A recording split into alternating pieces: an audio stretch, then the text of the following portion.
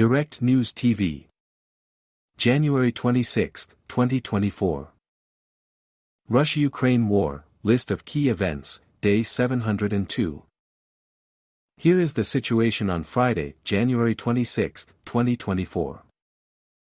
Ilyushin, 76 plane crash. Russia and Ukraine traded accusations on the circumstances surrounding the crash of a Russian military transport plane over the southern region of Belgorod. Russia claimed Ukraine shot down the Ilyushin, 76, which it said was carrying dozens of Ukrainian prisoners of war, POWs, as well as 9 Russians, and Kiev had been given 15 minutes notice of the flight.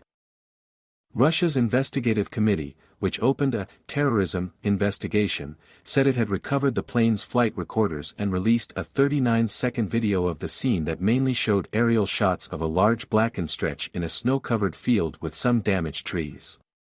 The video also showed one block of twisted metal and wires, a hand and an arm. Ukraine said there had been no Russian request for secure airspace in the area where the plane crashed. Ukraine's Human Rights Commissioner Dmytro Lubinets said that a list of the supposed POWs on board being circulated in Russian media included discrepancies and soldiers who returned home in earlier exchanges. He demanded that international experts from the United Nations and the International Committee of the Red Cross, ICRC, be given access to the site. Kiev opened a criminal investigation into the crash. The UN Security Council met at Russia's request to discuss the crash.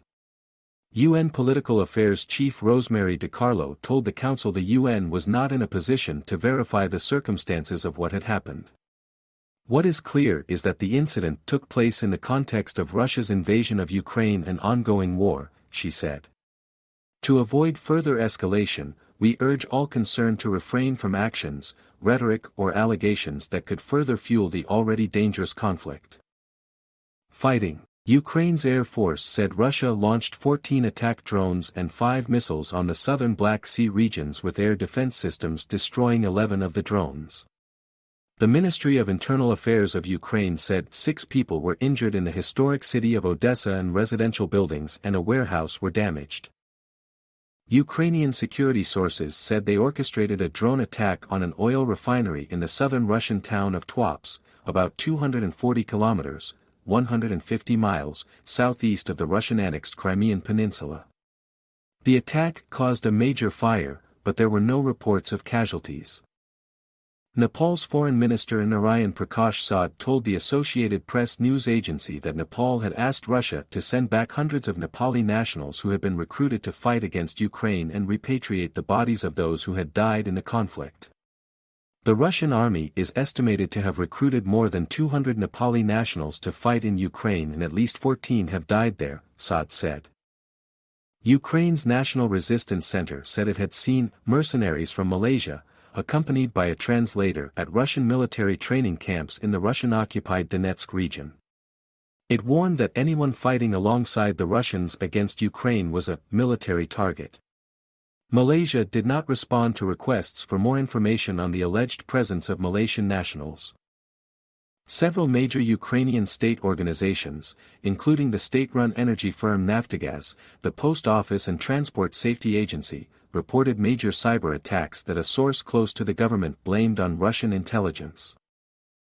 Politics and diplomacy. A court in St. Petersburg jailed anti-war activist Daria Trapova for 27 years after finding her guilty of terrorism in the killing of a prominent ultranationalist blogger Vladlen Tatarsky last year that Russia said was orchestrated by Ukraine.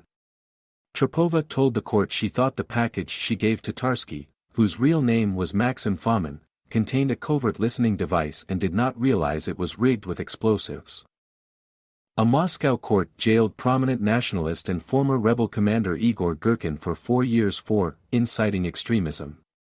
Girkin, also known as Igor Strelkov, has repeatedly criticized the Kremlin for its war strategy in Ukraine. Paris-based press freedom group Reporters Without Borders, RSF, said it was concerned that Ukrainian journalists investigating corruption were coming under increasing pressure, noting recent acts of intimidation against Yuri Nikolov, Irina Hryb and the staff of BIHS.info.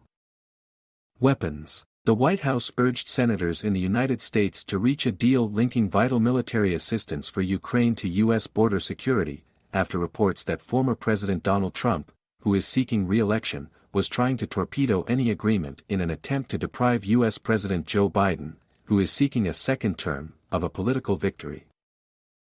My name is Kingsley. Please like, share, subscribe and hit that notification bell so you can be the first to be notified whenever we post. You won't regret it.